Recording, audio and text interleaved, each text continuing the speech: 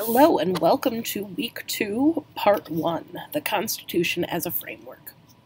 This video lecture will take you through an overview of the Constitution as the framework for our form of government in the United States.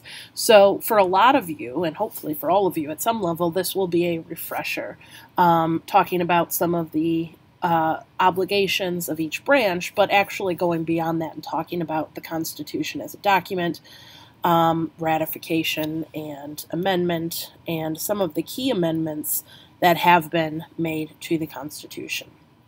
I will then have a second shorter lecture about the readings, because I think that they set up our class so fundamentally, but I want to break this up into two so it's a little easier to digest, and also so that you can refer back to one or the other as needed throughout the semester. So the Constitution is composed of two main parts, the Articles and the Amendments. You could really break it down into three: the Articles, the Bill of Rights, which is the first 10 amendments, and all of the other amendments. So we're going to briefly go through all of these so you have a framework and an outline of how the Constitution works. Unsurprisingly, the founders put Congress as Article 1, and this is not a mistake or anything to be taken lightly. This was done very purposefully because they believed that Congress should be the central element and branch of our government. So generally speaking, Section 1 vests the legislative power of the federal government in Congress, in the House of Representatives, and in the Senate, and discusses how members are elected and what powers Congress holds. So when we talk about the powers that Congress holds, they hold the power to tax, to spend, and to mint coin. So sometimes this is called the spending power or the power of the purse. They also hold the power to declare war. I think a lot of people, probably your age and maybe even a little bit older, don't understand that Congress is the one who declares war, because Congress has not declared war recently. It's usually done by executive action. And Congress has the power to do a lot of things, to regulate postal roads, to, as we've talked about, coin money and that type of thing. They also have the power over interstate commerce, and that clause says Congress shall have the power to regulate commerce with foreign nations and among the several states and with the Indian tribes. And this clause used to be interpreted very narrowly. Something had to literally cross state lines for it to count. But now interstate commerce is interpreted fairly broadly. There was some reining in of it in the 1990s and later by the Supreme Court, but intra no longer means what it used to mean, and inter no longer means what it used to mean. The clause has grown in scope, and now almost everything flows through interstate commerce. And in part that's because of technology too, and the way that manufacturing works. Things quite frequently do move across state lines during their manufacturing process, and so by virtue of that alone, they are now interstate commerce. But also the interpretation of interstate commerce has grown, and it grew around the New Deal time. So interstate commerce clause is often what Congress uses to justify some of its broader actions. The necessary and proper clause also defines the power of Congress. So Article 1, Section 8, and you should take a look at Article 1, Section 8, lists out all of the things that Congress can do, and we've touched on some. And at the end, they say that Congress shall have the power to make all laws which shall be necessary and proper for carrying into the execution the foregoing powers, and all other powers vested by this Constitution in the government of the United States or in any department or officer thereof. So it's a catch-all clause, sometimes called the elastic clause, because the terms necessary and proper can be interpreted quite widely. It doesn't mean absolutely necessary, and when we talk about McCulloch versus Maryland in a few minutes, you will see that in play.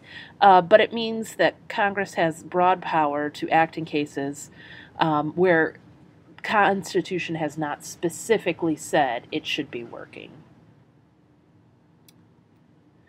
So that takes us to the presidency. And again, this is a broad brushstrokes review. As we go through each branch this semester, we'll take a deeper dive.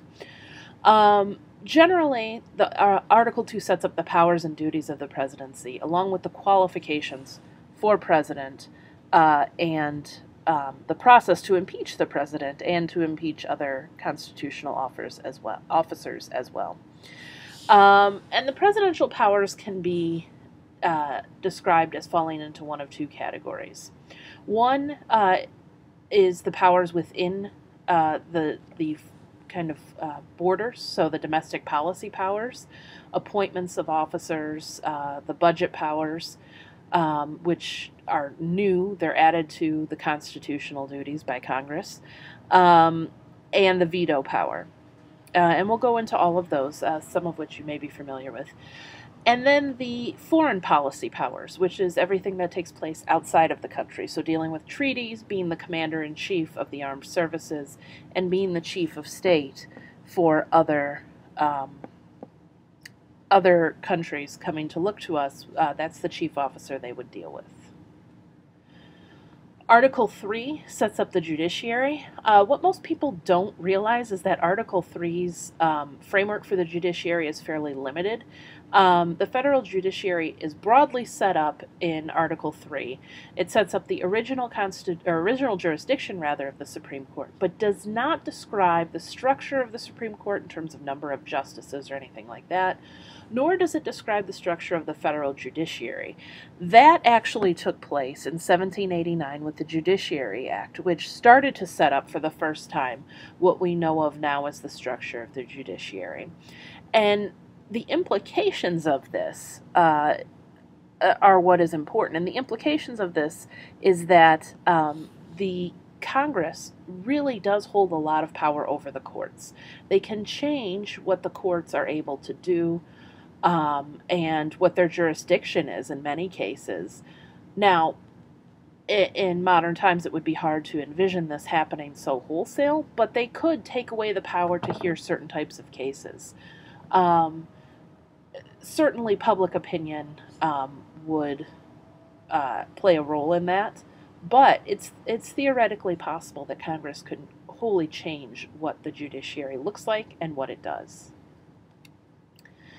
Article 4 talks about the states, and Article 4, coming where it does, gave people a little bit of a problem to start with, because many people felt that the states should have been placed ahead of those three branches. But nevertheless, the states are talked about in Article 4. And one thing I wanted to point out is this full faith and credit clause. The full faith and credit clause is Article 4, Section 1. And it says that states must respect the judgments of courts from other states.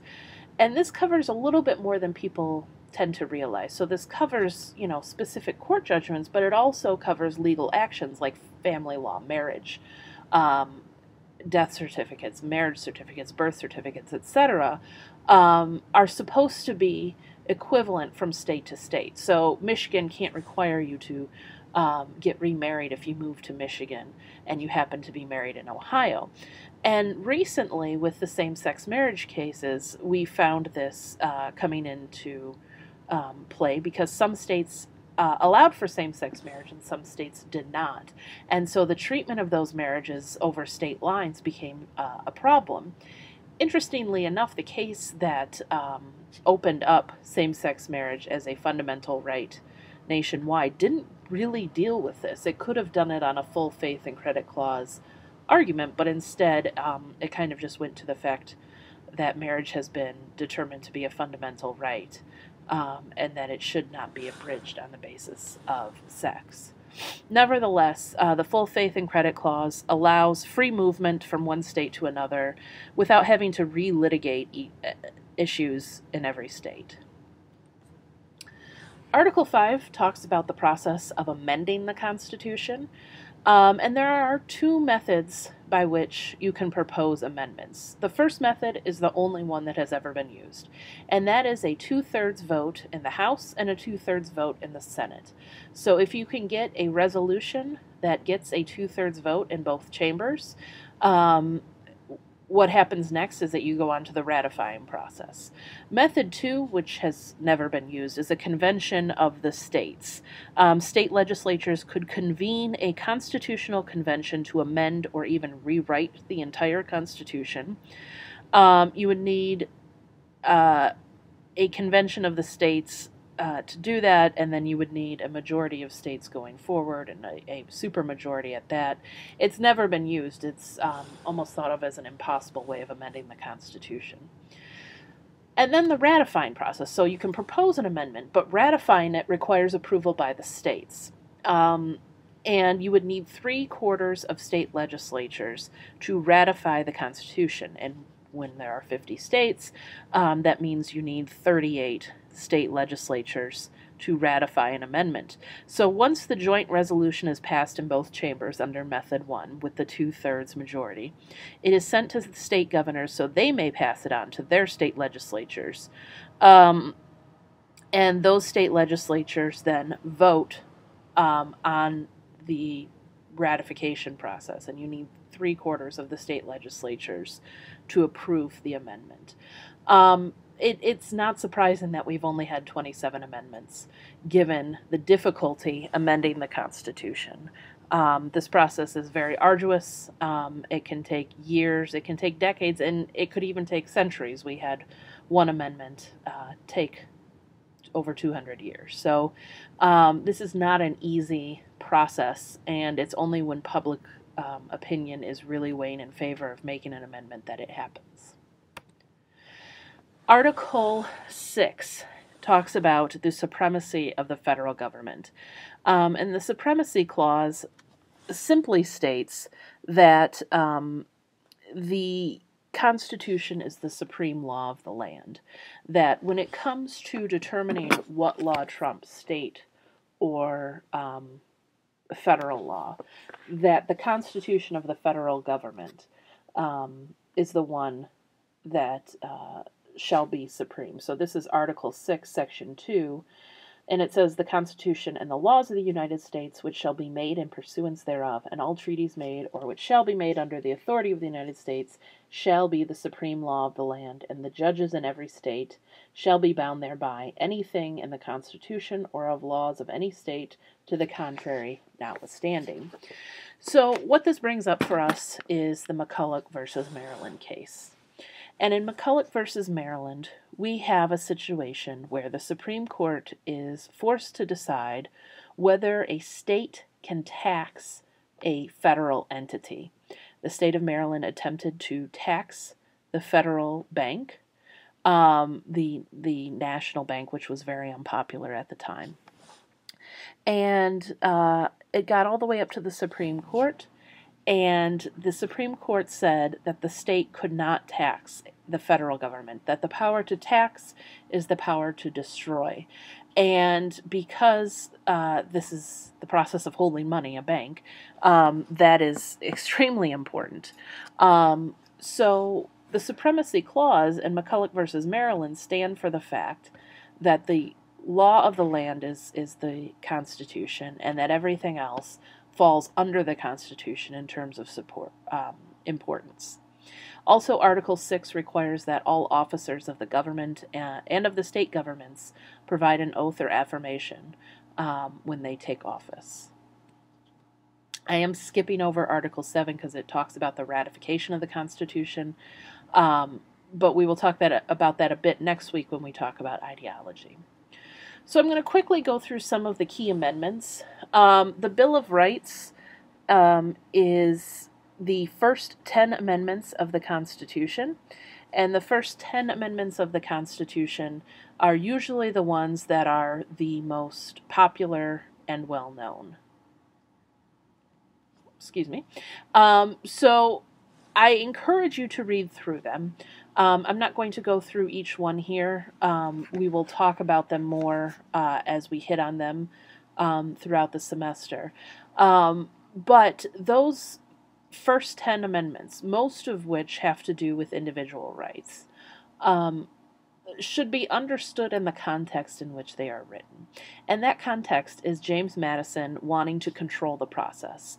Many of the Anti-Federalists felt discouraged that there was no Bill of Rights in the Constitution. So Madison agreed to put one in as long as he could write it.